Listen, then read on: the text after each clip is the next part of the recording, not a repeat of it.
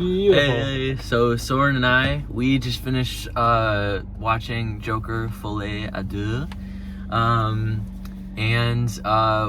I just wanted to record this so I could hear our initial reaction. So, Soren, let's start with you. What do you think? Okay, so I want to say that I loved the first Joker movie, and I loved it more than most people did, I think. Yeah. When they announced it was going to be a jukebox musical, everyone was like, "Oh my God, no!" And I was like, "No, this is going to be awesome. Just wait." And they're like, "No, it's going to be shit." And I was right, because that was amazing. That was so good. Yeah. Oh wow. I was thrown off by the ending at first. I was like, what's going on? Why is what's happening? But I think it. Why are my wipers on? I don't know. We're leaving them on. I think that it was. It seemed like there was going to be a bad twist, and then it twisted right back, and that made it a good twist. Yeah. Because having the random guy at the end kill him, and then I also think Joker being dead is good, because that prevents a third movie in franchising. I hate franchising. Yeah. So Yeah. I loved that. I think they couldn't have executed a musical Joker better. I think that's the best it could have been, and I love the idea of it being a jukebox musical, and honestly, I'm glad it was. I think that was awesome. Okay, yeah. I'm gonna have more thoughts after your thing, I'm sure. So I want to hear yours, and then. So, I remember you just told me like the Joker came out in like when we were in like 4th or 5th grade, somewhere around there. It was December 2019, so we would have been in 5th grade. And then right after they announced the sequel, we were like, oh, we should go and watch it together. Yeah. And we just did. And we're 17, we both drove here. We're not in elementary school. Like 5 years later. Yeah, it's insane. Yeah. So I was really excited. Like this was this was like a long time coming. So, I was so excited, and I remember seeing the teaser trailer in IMAX before the showing of Furiosa, and I was like, "This is one of the best trailers I've ever seen." Like this whole, I'm so excited for this movie, and it's like one of my most anticipated movies of the year. And just seeing it with you, Soren, was amazing. It was so because, especially since so I watched the first Joker a couple weeks ago, and I always remembered you saying Joker was like so good. It was like one of the greatest movies you've ever seen and stuff. For reference, for anyone else watching, I don't say that about a lot of comic book movies. I say that about like 2. So yes, exactly. I don't like comic book movies. Soren held this movie in really high regards. So, I went and saw that, and I saw this like a week and a half ago. Joker. I saw Joker for the first time a week and a half ago, and I was blown away. Like, oh my gosh! I wrote like a 4-part essay on Letterboxd. It was like it was a whole thing. It was awesome. Yeah. So, going in to see this movie was like huge. However, I wasn't able to dodge all early reviews of the movie. So, I had heard some stuff about it, like so that the reviews were very mixed. Like it's only like a 2.6 something on Letterboxd, which like was like, oh no, is this like not gonna be good? So like in the back of my mind, like I had like a shadow of a doubt, like, oh no, what if this isn't good? But then I went and saw the movie with Soren. We just walked out of it, and I thought it was incredible. I thought it was incredible. Yeah, that was insane. Yes, Joaquin Phoenix did a great job. Lady Gaga did a great job. I thought the musical parts, I thought they were really well done. Like, I really I was like just blown away, especially that first, like when Arthur first starts singing, like in the prison. Like, I was actually like, and they did it all in one take, and I was like, crazy. Oh my gosh, this is gonna be a great movie. That's when I like I went into it with I was so confident in it being right, 99% sure, but there's that 1% that like, what if this is bad and I'm gonna look like an idiot? And then that entire scene was one take. Yeah. And I'm like, okay. Yeah, they're kind of popping off a little, you know. Todd Phillips has done it. But yes, that moment, and the moment where That's Life starts playing about like 20 minutes into the movie, and Joker gets back into his cell, and we get that amazing shot where it's just the window and you can see him like lighting his cigar, and That's Life sort of transitions into Hildur Gudnadottir's soundtrack. Like, oh my gosh, I had chills. Like, it was so cool. That shot is one of my favorite from the past year, like not start of the year, but that I've seen since I've been like this age. Last year. Yeah. Oh my god. Like, I think that's my favorite like cinematic shot in the past year, for sure.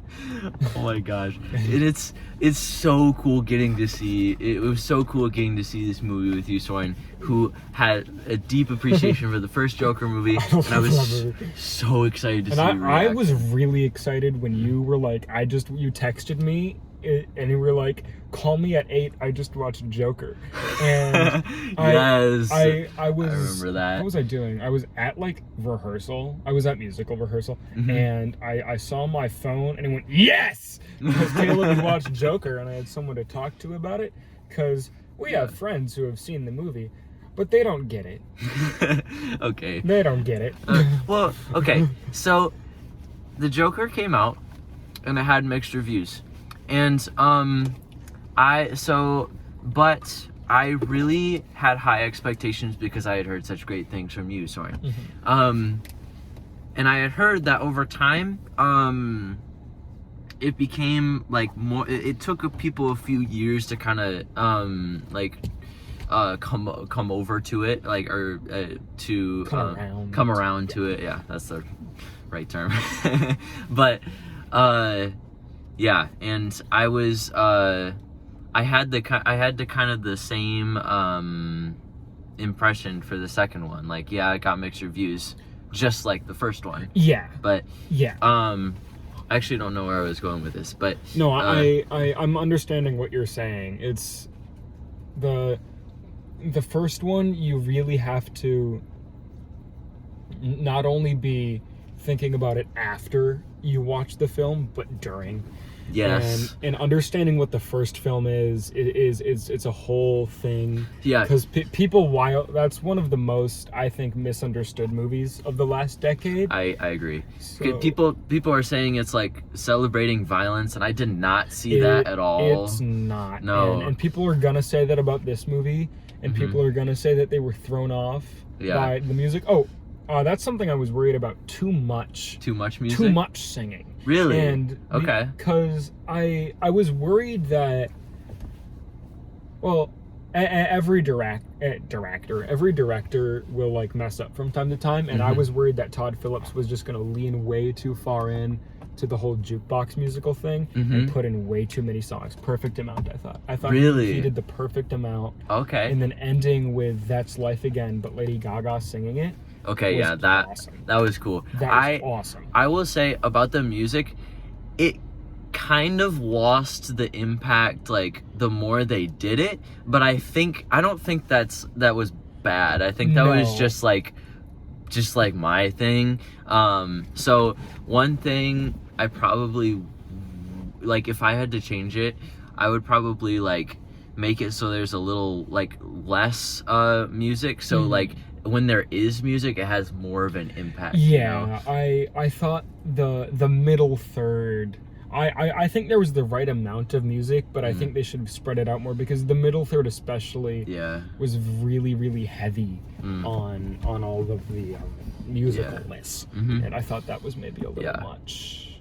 But yeah, and also, like, what did you think about, like, how it resolved? I know you said, like obviously spoilers, Joker dies at the end, and he's killed by, like, this random guy in the prison.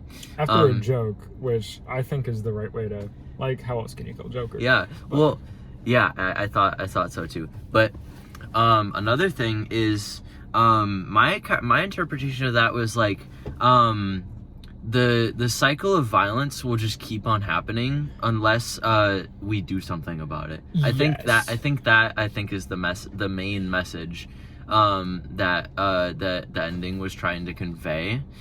But yeah, I agree with you, and then especially with the whole joke being the psychopath telling the clown that he loved him when the psychopath was a child. And then now he's become disappointed with the clown, and then the prisoner killing Arthur and then laughing about it. I think that shows that, like, Arthur's dead and Joker's dead with Arthur, but the idea and the message of Joker is gonna live on, and I think that's what's unsettling about it. It was like with the first movie, where it started off with Arthur as the main character and us pitying Arthur, and then Joker became the main character. It faded out of Arthur into Joker, and then we went from pitying Arthur to hating Joker. And I think we went into the movie hating Joker, and the movie tries to confuse you with more pity for Arthur, and then Joker showing more emotion, and then Joker entirely going away, and then the spirit of Joker coming in through that prisoner who kills him, and then him laughing about it. Yeah, that's an interesting way of putting it. I didn't really think of it that way. I thought of it as just more of like he died, and like they're laughing at him, and it's like it just ends there. Like, I thought just it was the whole point of that was just to show that, like, as long as the idea of violence is still alive, like, it's just gonna keep on happening, even to the people who deal out that sorts of violence. Like, it doesn't like, I'm trying to think of the right words. It doesn't excuse you from suffering that same violence that occurred. Yes, and I know it's like kind of an odd way of putting it. I'm understanding what you're saying now. Yeah. I entirely agree, and then having Joker die in such a, like, I know what I'm trying to say. It would have been one thing to have Joker be assassinated or killed with the electric chair, but by having Joker be killed by the guy who killed him was a prisoner and was already a murderer, but for what the movie is, have Joker be killed by just anyone. It's just some random person. It's not the authorities. It's not some protester. It's someone who might have known Arthur, might not have known Arthur, and we don't know anything about the killer, and he just stabs him. And I think having Joker die in such a sad, like, pitiful way, whimpering on the floor after all that he's done, was really a good way to end that. I agree with that. I think that was definitely intentional, the way they decided to kill him off and not have it be like some public thing. But yeah, that's what we thought about the ending. As to the rest of the movie, like, Lady Gaga's performance as Harley Quinn, incredible. Yeah, she's so good. I was really impressed. I think people assume that singers can't be actors because of, like, Harry Styles. who is not a good actor. Oh. Well, no, he's okay. He's okay in some things. But Don't Worry, Darling ruined him for me.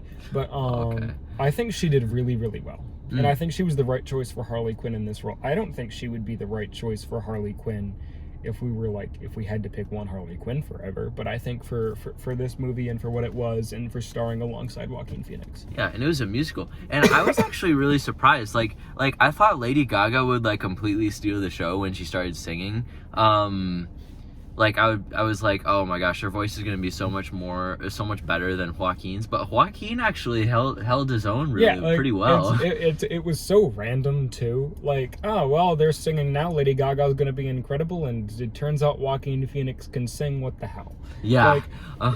This guy can do everything. I think that's another thing He's that an incredible actor. Yeah. Well, I think that's another thing that made the opening, the first song so incredible with the one take. For one, it's one take and it's really impressive. And for the other take, we haven't heard Joaquin Phoenix sing before, so it was really impressive. I felt like the guttural yelling in his singing, like from down here, whatever. Yeah. Was that really? I don't know if that's how he sings or if that's a stylistic choice, but either way, it was perfect. Yeah. For Joker, at least, that was perfect. Okay. Yeah. As for like the music, I heard people describe it as like a jukebox musical. Yeah. Like it's in that sort of genre. And I haven't seen a jukebox musical before, but yeah.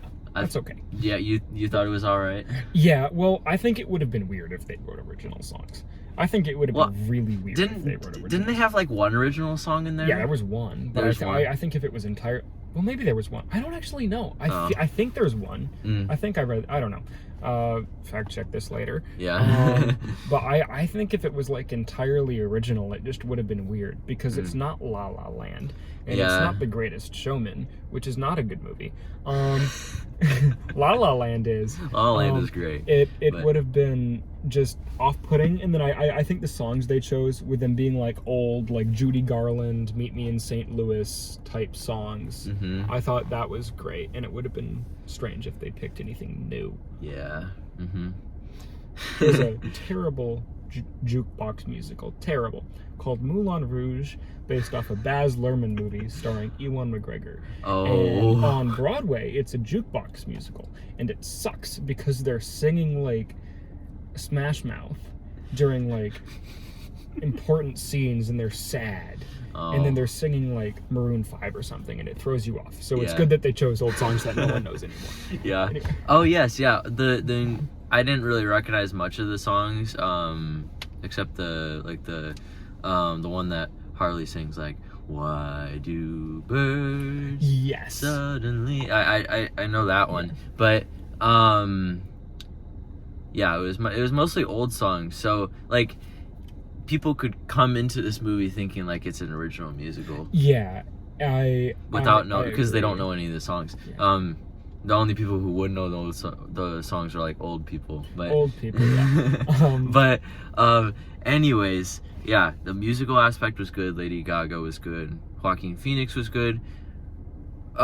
Writing wise, what'd you think of the movie? I was kind of impressed. I think typically sequels are weaker in writing. Yeah. And I wonder if Todd Phillips had this plan, because I thought it was sort of like where I was gonna say Star Wars, but Star Wars doesn't have... I love Star Wars, but Star Wars writing isn't great. I can't think of an example, but if Todd Phillips had this sequel in mind, because usually you can tell when a sequel's tacked on, but it didn't feel tacked on. Yeah, because like you said in interviews, like you still had like ideas and stuff. Yeah. And I think well, throughout the movie I was kind of doubting like how are they gonna end this off, or how are they gonna continue the first movie's legacy.